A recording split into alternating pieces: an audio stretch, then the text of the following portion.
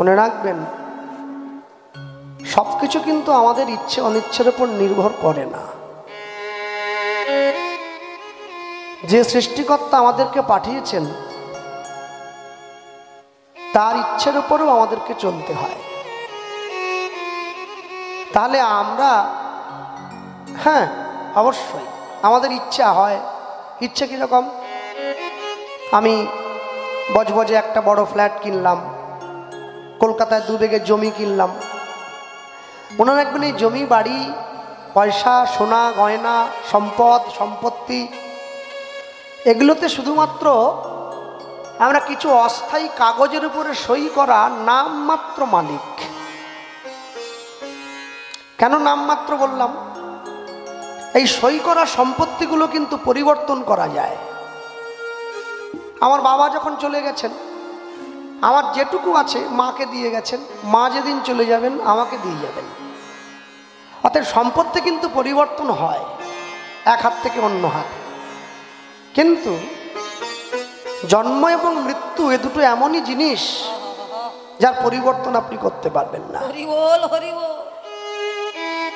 তার ইচ্ছেতেই আমাদেরকে আসতে হয়েছে। এমনও অনেক মানুষ আছে যারা আস্থা করে জন্ম নিয়েছে, কিন্তু দেশের নাম সোনার অক্ষরে উজ্জ্বল করে দিয়েছে। তাই এই জন্মটা যে আস্থা করে হলো, তারপরে সে যে একটা এত বড় উচ্চ পদে গেল, এই যে জন্ম হয়েছে এটা কিন্তু তার ইচ্ছায়। আমি এই জন্য বললাম, রামকৃষ্ণ পরমহংসদেবের কিন্তু ক্যান্সারে মরবার কথা ছিল না। কি যে মা কালীকে কাছে বসে খাওয়াতো, মা কালীর কোলে মাথা দিয়ে ঘুমোতো, তার ক্যান্সার হবে কেন? সে তো সুস্থভাবে হেঁটে চলে যেতে পারে। আমার বাড়ি মেদিনীপুর, যে মাতঙ্গিনী হাজরা দেশকে এত ভালোবাসলো, তাকে ইংরেজরা বুকে গুলি করে ঝাঁঝরা করে দিল। তার কি এভাবে মৃত্যু প্রাপ্য ছিল? ছিল না। তাই যে আমরা এসেছি, আমরা চলে যাব, এই ইচ্ছেটাও তার উপরে নির্ভর করে।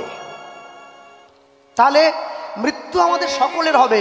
তাহলে আমাদের সঙ্গে এনার মৃত্যুর তফাৎ কি? তফাৎ হচ্ছে যন্ত্রণার। কারো মৃত্যুটা কম যন্ত্রণায় হয়, কারো মৃত্যুটা অধিক যন্ত্রণায় হয়। ভগবানকে সবসময় জানাতে হয়, প্রভু জীবনে 2টো যন্ত্রণা আমি প্রচন্ড পরিমাণে পেয়েছি। একটা জন্ম যন্ত্রণা, আরেকটা মৃত্যু যন্ত্রণা। 2টো। এই 2টো যন্ত্রণার লাঘব যদি কেউ করতে পারে, তাহলে জগতের কোনো ব্যথাই তার কাছে ব্যথা বলে মনে হবে না। হরি বল হরি বল। আমি এই জন্য বললাম, যেদিনকে উনি মারা গিয়েছেন সেদিন রাত্রিতেই আমি পূর্ব মেদিনীপুর নন্দীগ্রাম থেকে কীর্তন করে ফিরছি। তখন প্রায় রাত্রি 1টা কিংবা 1:30 হবে। তো ওনার বন্ধু যিনি কীর্তন শুনতে যান আমার চারদিকে, তিনি ওই রাত্রিতে আমাকে ফোন করেছেন। তো তিনি জানেন না যে আমি কীর্তন করে ফিরছি। আমি গাড়ির মধ্যে বসা, ক্লান্ত, আমার মায়ের শরীরটাও খুব খারাপ। হঠাৎ উনি ফোন করে আমাকে খবরটা দিলেন। তো দিয়ে উনি বললেন যে আপনি কিন্তু এখনই কাউকে কিছু বলবেন না, কালকে সকাল হলে সব জানাবো। তো মনে রাখবেন, আমি যে এই পরিবারে কীর্তন করতে আসি বা এনারা আমাকে ডেকে আনেন, এটা শুধুমাত্র টাকার সম্পর্কের জন্য নয়। এনাদের সঙ্গে আমার একটা ভালোবাসার সম্পর্ক আছে। সেই জন্য আজ বিগত 3 বছর আমি এনার বাড়িতে কীর্তন করেছি। আমি তুষারবাবুকে কোনোদিনই পয়সার কথা বলিনি। এমনকি গত বছর ওনার আবদার হয়েছিল আমি 2 দিন ওনার বাড়িতে গাইব। আমি শুধু ওনাকে এইটুকু বলেছিলাম যে বাবা, আমি তো 2 দিন কোনো জায়গায় গাই না, 1 দিন পাওয়া মানে অনেক ব্যাপার, কষ্টসৃষ্ট করে যেতে হয়। তো বলছে আমার বাড়িতে না হয় গাইলেন। তাই গেয়েছি, আপনারা তাই শুনে গেছেন 2 দিন। তো আমি এইটুকুই আপনাদের সকলকে বলবো, আমি ইঙ্গিত দিয়েই কথাটা বলবো, কারণ বর্তমান সমাজে সমস্ত সত্যি সবসময় জোরে উঁচু গলায় বলা যায় না। কেন জানেন? জানবেন, যেই সমাজে মুড়ি আর মিছরির দাম এক হয়, সেই সমাজের পরিণতি কিন্তু খুব একটা ভালো নয়। আমি শুধু এইটুকুই আকার ইঙ্গিতে আপনাদের বলবো, সত্য যেদিন কাব্যে ভয়ে, অন্ধ যেদিন পাবে সিংহাসন, আপনারা সকলে জানবেন হয়তো ধৃতরাষ্ট্রের হারানো গৌরব আবার মর্যাদা, তাই এত বড় হয়েছে দুঃশাসন। তবে ঈশ্বরের উপরে আস্থা রাখুন, সময় একদিন বদলাবেই, সময় এরকম থাকবে না। একদিন এই কালো মেঘ কেটে গিয়ে আকাশ পরিষ্কার হবেই, হতেই হবে। রাত্রি যত গভীর হয় দিন তত নিকটে আসে, তাই মানুষের জীবনে দুঃখ যত গভীর হয় সুখ তত নিকটে আসে। তো ঈশ্বর যখন আমাদের সুখের দরজাগুলো এক এক করে বন্ধ করে দিয়ে আমাদেরকে দুঃখ দেন, তিনি তার নিজের দিকের দরজাটা খুলে দেন যাতে আমরা তার চরণের দিকে যেতে পারি। কিন্তু আমরা তো মানুষ, এই মায়াময় দেহ, আমরা এই বন্ধ হয়ে যাওয়া দরজাগুলোর দিকে এত বেশি পরিমাণে লক্ষ্য দিয়ে দেই যে ঈশ্বরের চরণটা দেখার মতো আর সময় হয়ে ওঠে না। তাই আজকে যারা ছুটে এসেছেন, আপনারা প্রত্যেকেই ঈশ্বরের কাছে চাইবেন যে তুষারবাবুর যেন স্বর্গপ্রাপ্তি না হয়, স্বর্গ আমি বলবো না, ওনার জন্য ভগবানের চরণ প্রাপ্তি হয়। কেননা মাঝখানে একবার ওনার পড়ে গিয়ে হাত ভেঙে গিয়েছিল, অনেক কষ্ট পেয়েছেন, হাতে রড টড দেওয়া ছিল, উনি সেইগুলো নিয়েও এরম এরম করে উঠে আমার গান শুনতে গেছেন। হ্যাঁ, তো যাই হোক, আজও হয়তো তার বিদেহী আত্মা কোথাও না কোথাও ভগবানের এই কথা আমাদের মধ্যে থেকে শুনছেন। কারণ মানুষ চলে গেলেও তার কর্ম কোনো দিন ছেড়ে যায় না। তো তার যেই করে যাওয়া কর্ম, এবং তার পরিবারকে আমি বলবো, তার যেই করে যাওয়া কর্ম, তিনি যেগুলো করে গিয়েছেন, এগুলো আপনারা যতদিন পারবেন একটু একটু করে বাঁচিয়ে রাখবেন। কারণ এই কর্মগুলোর মধ্যে দিয়েই তাকে বাঁচিয়ে রাখা হবে। হ্যাঁ, এখন সত্যি কথা বলতে আজকে আমার দুপুরবেলার আসার কথা ছিল, তো আমি মঞ্চে দাঁড়িয়ে বলি কথাটা, আমি আজকে আসতাম না, কিন্তু যেহেতু ওনাকে আমি কথা দিয়েছি, তাই জন্য গানের 30 মিনিট আগে আমি এসেছি। গান করেও আমি বেশিক্ষণ দাঁড়াবো না, সঙ্গে সঙ্গে চলে যাব। কারণ কিছু কিছু শোক আছে, কিছু কিছু দুঃখ আছে, যেগুলো বলে বা লিখে প্রচার বা প্রকাশ করা যায় না, সেগুলো মনেই রাখতে হয়। তা না হলে দুপুরবেলা এসে পড়লো আমার কোনো ব্যাপার ছিল না, কিন্তু যার জন্য ছুটে আসা উচিত সেই মানুষটাই নেই। সেই জন্য আগের থেকে ছুটে আসাটা আজকের দিনে আমি খুব একটা প্রয়োজন মনে করি নাই। কারণ যেখানে থাকার জায়গা, যেখানে বসবার জায়গা, বারবার তারই ছবিটা মনে পড়ে। আমি যখন গতবার কীর্তন করে বেরিয়ে চলে যাচ্ছি, তখনও উনি আমার কীর্তনটা ওই বড় টিভিটায় চালিয়ে রেখেছেন, আমি দেখতে দেখতে বেরোলাম। তো যাই হোক, আপনারা প্রত্যেকে ভালো থাকবেন এবং সুখে থাকবেন, এবং ভগবানকে জানাবেন যে কোনোদিন ওনার মতো মানুষ এইভাবে যেন আর চলে না যায়। কেননা একজন ভালো মানুষকে দিয়ে সমাজ তো গঠন হয় না, এরকম অনেক মানুষকে দিয়ে সমাজ গঠন হয়। তাই সমগ্র পশ্চিমবাংলায় আমি অনেক ভালো ভালো মানুষের বাড়িতে গিয়েছি, এনারই মতো তাদের প্রত্যেকেরই মৃত্যুটা খুব হৃদয় বিদারক, যার জন্য আমি কীর্তনের সুবাদে বেরিয়ে কোথাও আর একবারে কোচবিহার থেকে সুন্দরবন পর্যন্ত বছরে 220 থেকে 30 জায়গায় আমি ঘুরে বেড়াই, সারা বছরটাই বাইরে থাকি। দুর্গাপুজোর থেকে আমি গান শুরু করেছি, তা এইভাবে এই জন্য আমি কোথাও আর কোনো নিজস্ব আত্মিক সম্পর্ক স্থাপন করি না, শুধু এই ভয়েতে। আমি কীর্তনের লোক, মানুষ আমাকে বায়না করে, আমি যাই, কিছু খাই তো খাই, কীর্তন করি, পয়সা নেই, বাড়ি চলে যাই, একটা যন্ত্রের মতো। কারণ আমি জানি সম্পর্ক স্থাপন করলে, সম্পর্কটা বজায় রাখা যত বড় কষ্টের, সম্পর্কটা ছিন্ন হয়ে গেলে সেই দুঃখটা আরো বড় কষ্টের। কারণ আমি যখন আসরে উঠে আসছি তখনও পর্যন্ত মাথার মধ্যে আমার নেই যে আজ আমি কি গাইব। একটা মানসিক প্রস্তুতি থাকে প্রত্যেকটি মানুষের, কিন্তু আজকের দিনে সেই প্রস্তুতিটা আমার নেই। কেন জানেন? আমি আজকে 22 বছর কীর্তন গাইছি, ছোট বয়স থেকে। কীর্তন আসরে আমার এমনই মহাপ্রভুর আশীর্বাদ আছে আমার উপর, আমাকে কোনোদিন কোনো কথা মনে করে বলতে হয় না। আসরে আমি মাইকের সামনে দাঁড়ালেই ছবির মতো সব কথা আমার মনে ভেসে ওঠে, আমি বলতে থাকি। কিন্তু জীবনে প্রথমবার আমাকে কোনো আসরে উঠে, তাও মাত্র এই কজনার সামনে, কথা আমাকে মনে করে করে বলতে হচ্ছে, ভেবে ভেবে, যেন আমি মুখস্থ করে গান গাইতে এসেছি। এরপরে কি বলবো, এরপরে কি। তো এই জন্য এই ধরনের আসরে গান গাওয়া মানে আমার মতো মানুষের পক্ষে খুবই কষ্টের। যারা কীর্তনকে অত্যাধিক ব্যবসায়ের জায়গায় নিয়ে গেছে, অত্যাধিক নিজেদের মতো করে গুছিয়েছে, তারা হয়তো পারে, কিন্তু সবার সঙ্গে তো আমি আমাকে মিশিয়ে দিতে পারি না। প্রত্যেকের নিজেদের জীবনের আলাদা আলাদা লক্ষ্য আছে। যাই হোক, আমি গাড়ি থেকে নেমে যখন আসি তখনও দুজন মা বসে আছেন ওই রাস্তার কোণটায়। তা আমি তাড়াহুড়ো করে আসছি, দেরি হয়ে গেছে। দুজন মা আমাকে ডেকে বলছেন, কি বাবু যাচ্ছেন? আমি বললাম, হ্যাঁ, এই এসে পড়েছি। বলছে, এত তাড়াহুড়ো করে যাচ্ছেন কেন, আসতে যান। বললাম, না, আসরের সময় হয়ে গেছে তো যেতে হবে। তারা বলছেন যে আপনি যার জন্য তাড়াহুড়ো করে যাচ্ছেন সেই তো নেই। তো বাধাটা ওইখান থেকেই আমাকে দিয়ে দেওয়া হয়েছে। রাস্তাটা পরিষ্কার, কিন্তু আমি হোঁচট খেয়ে গেলাম।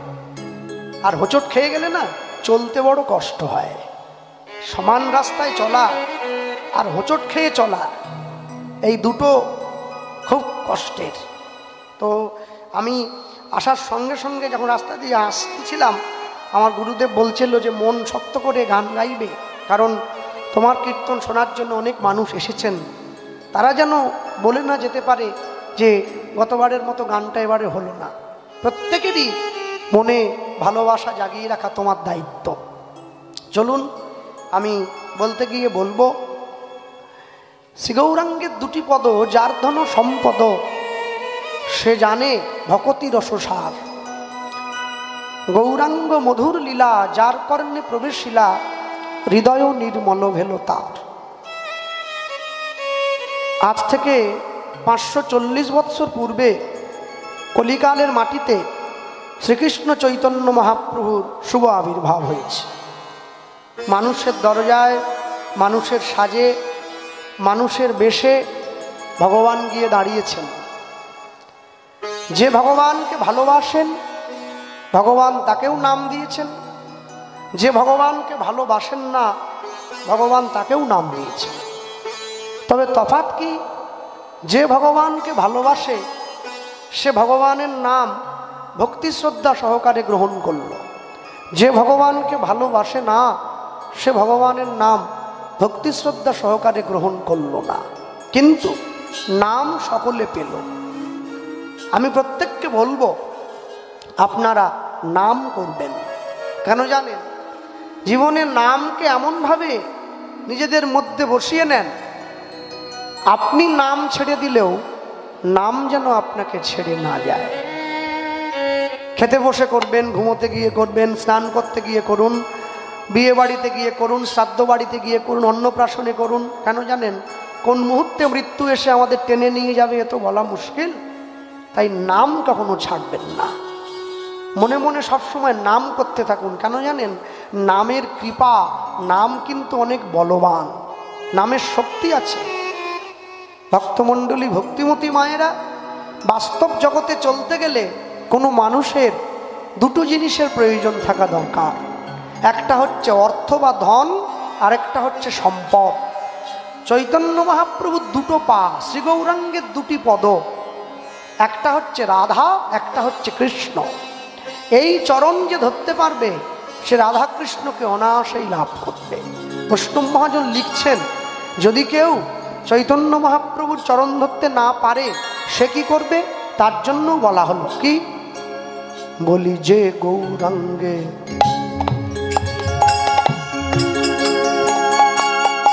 নাম লয়, নাম লয়,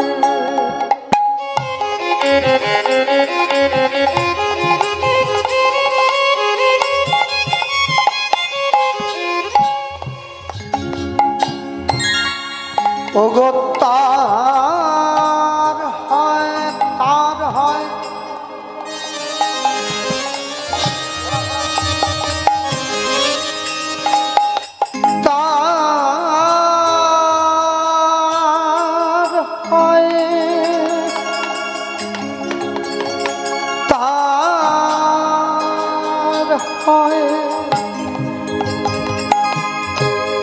তার হয় কৃষ্ণ প্রেমোদয়।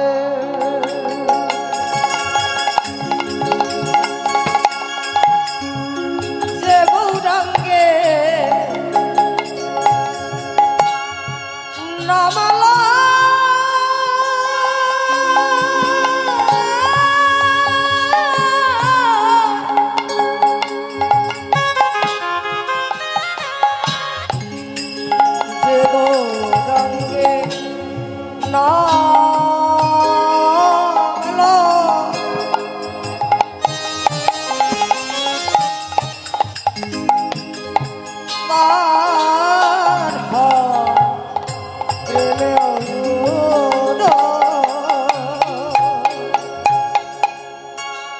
তারে মই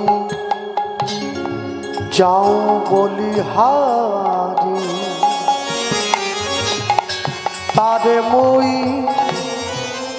যাও বলিহারি,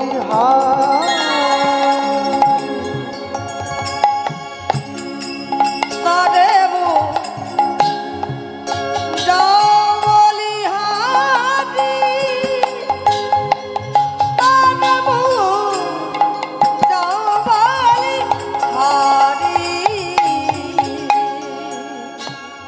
গৌরাঙ্গ গুণেতে ঝুরে অগণিত লীলা তাহে স্ফুরে।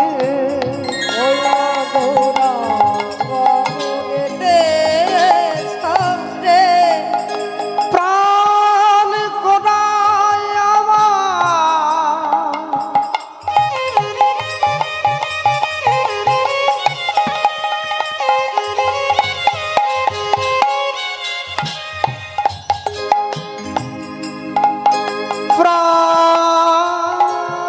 প্রাণ গোড়া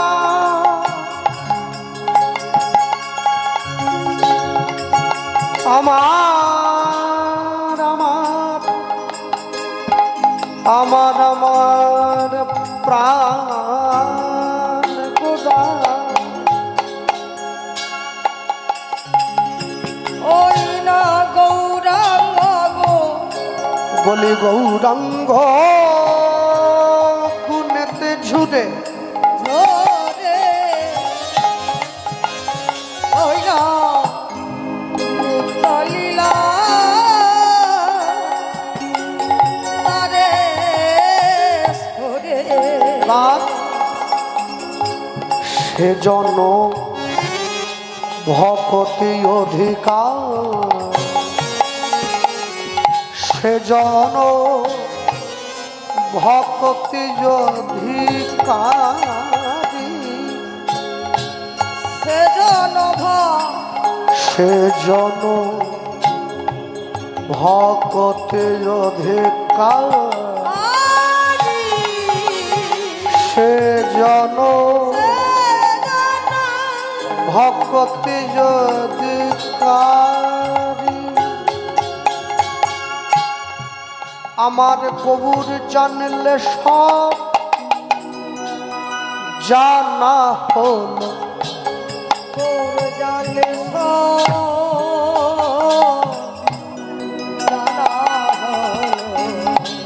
আমার কবুর জানলে সব জানা হলো।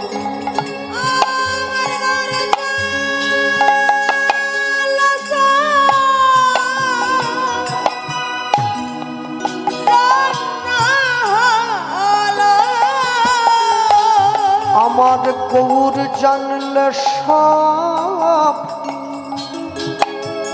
জানা হলো।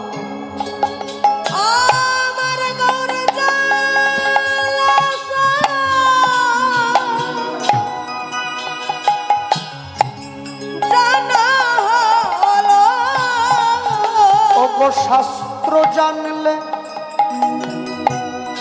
যা না হলো,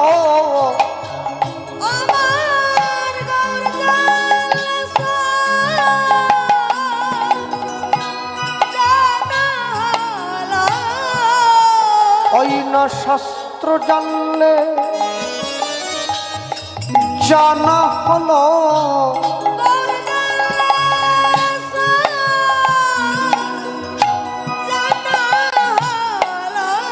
বলি ধরো গৌর চরণ ধরো,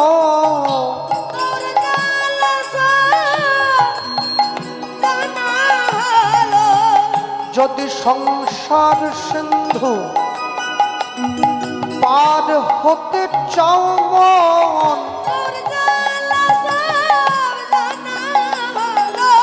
মোদের আর কোনো গতি নাই ভাই,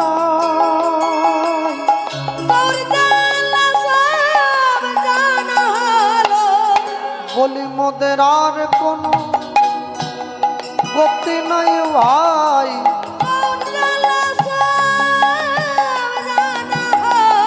ওই না গৌর চর সম্বল বিনা,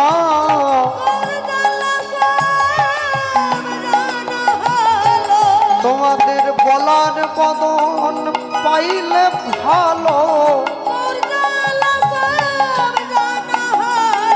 মোদের কোনাদি ফুরাইয়ে গেল,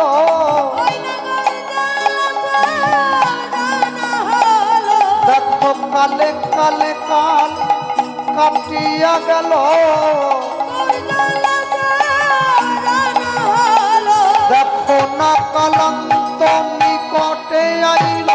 হরি ওম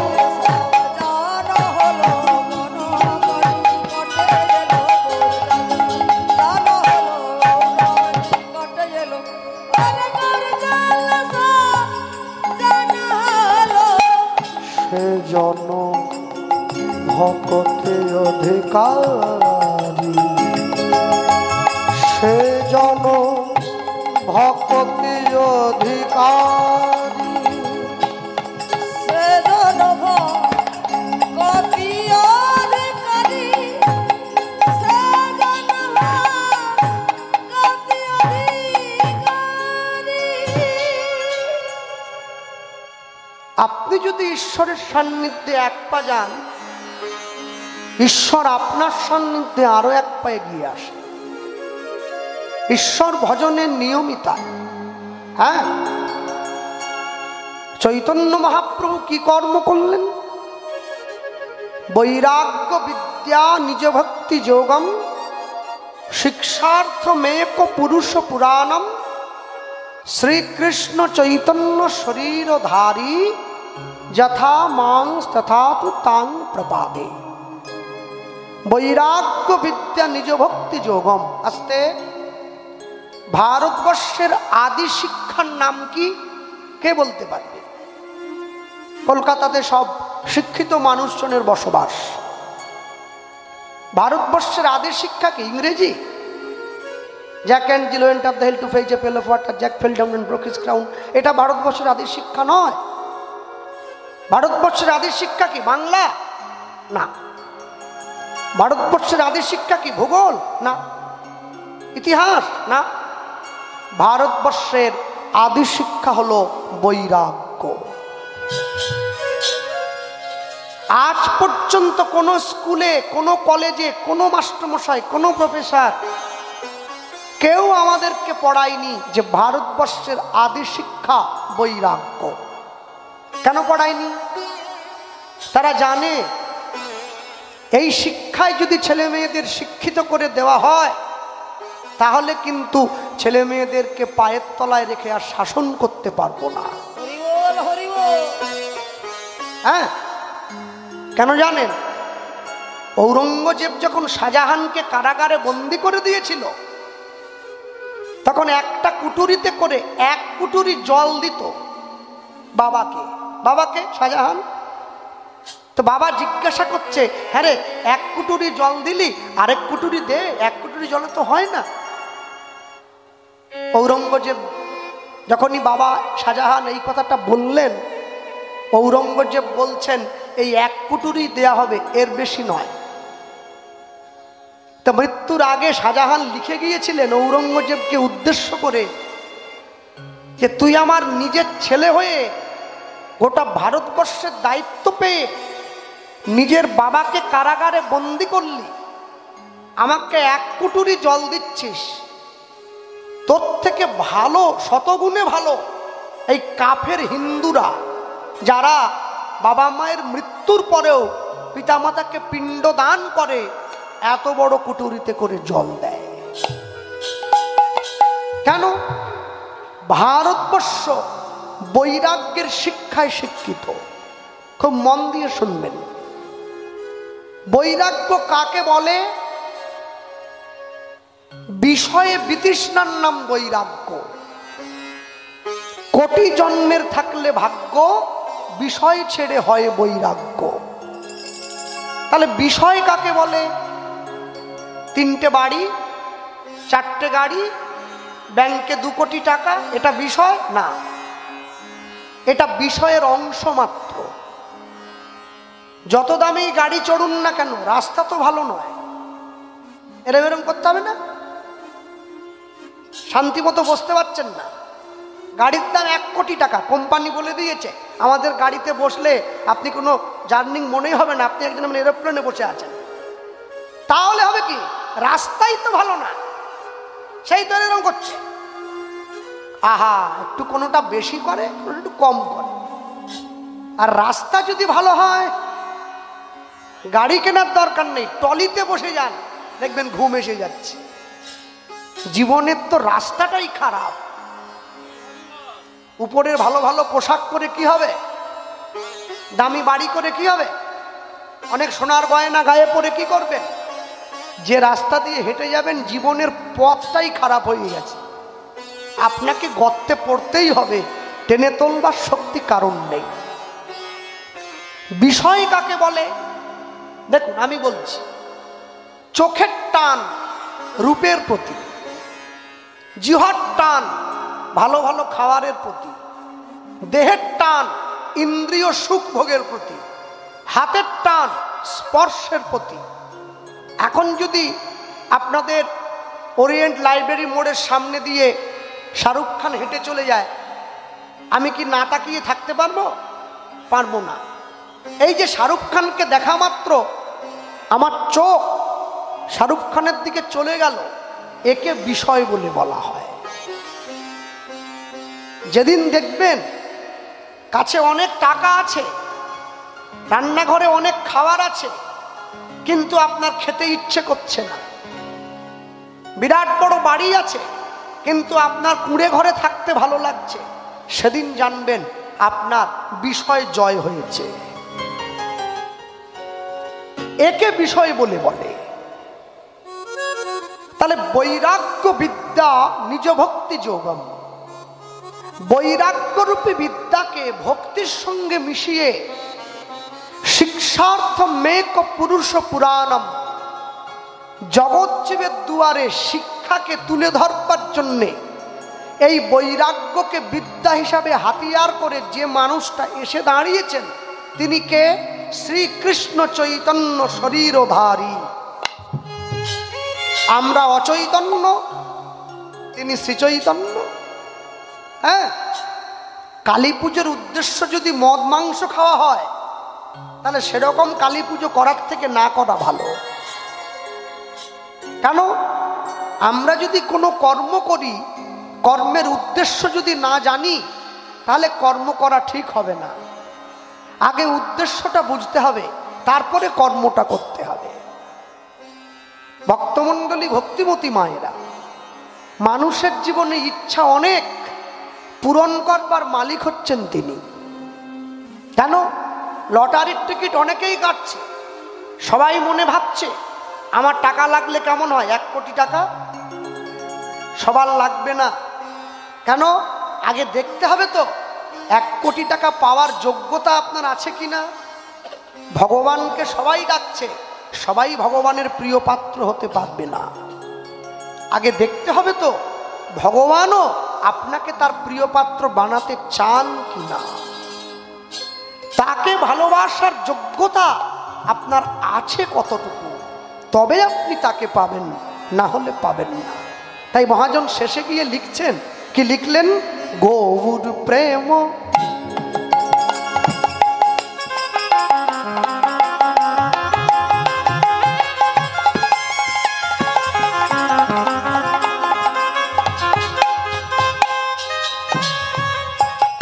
ওই না গৌর প্রেম রসা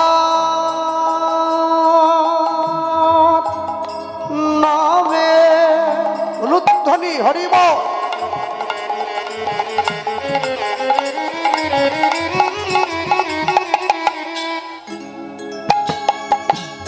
সে তরঙ্গে যে ডুবে গৌর প্রেম রসার নবে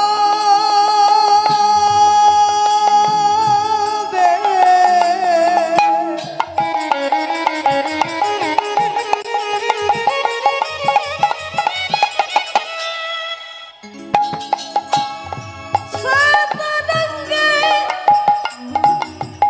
দেবা ডুবে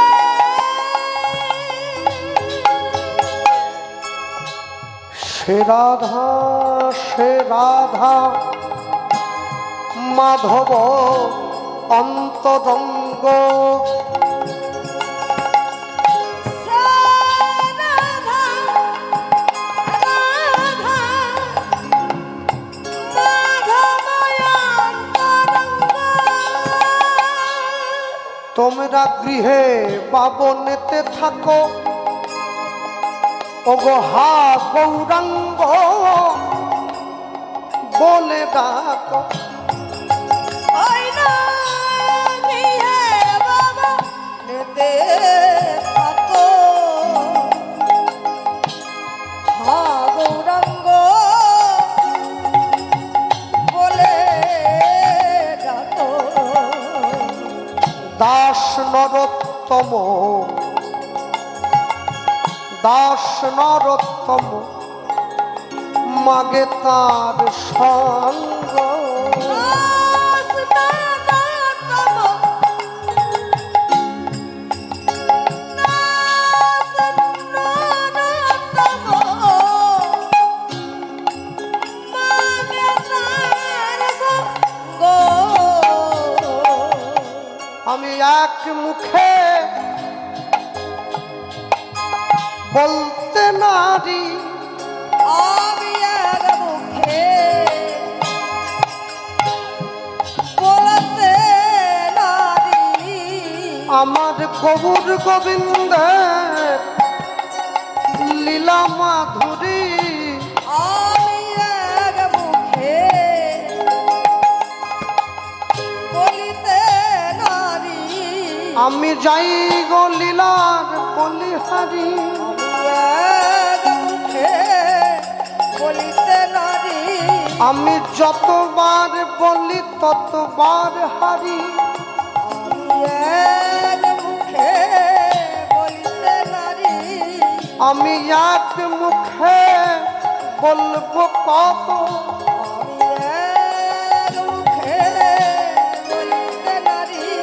আমি যদি বা বলি বছর শত,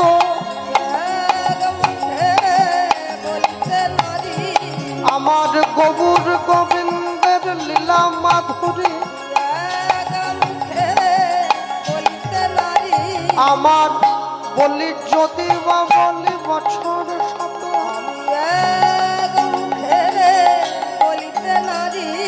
বলি আমি এক মুখে বলিব কত,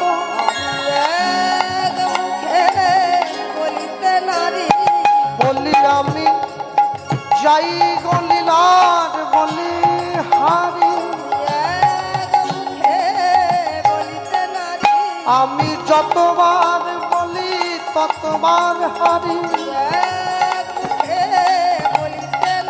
আমার গৌর গোবিন্দের লীলা মাধুরী, বলি প্রেমানন্দে কহ হরি হরি,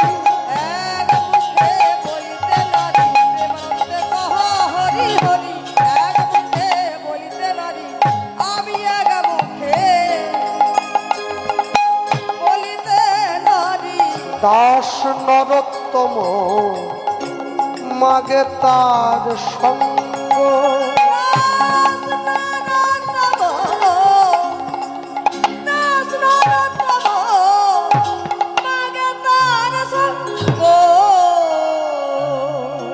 গৌর প্রেম রসার নবে যে বা ডুবে সে তরঙ্গে, সে রাধা মাধব অন্তরঙ্গ,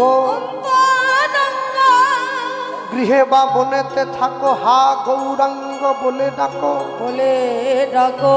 দাস নরোত্তম মাগে তার সঙ্গ।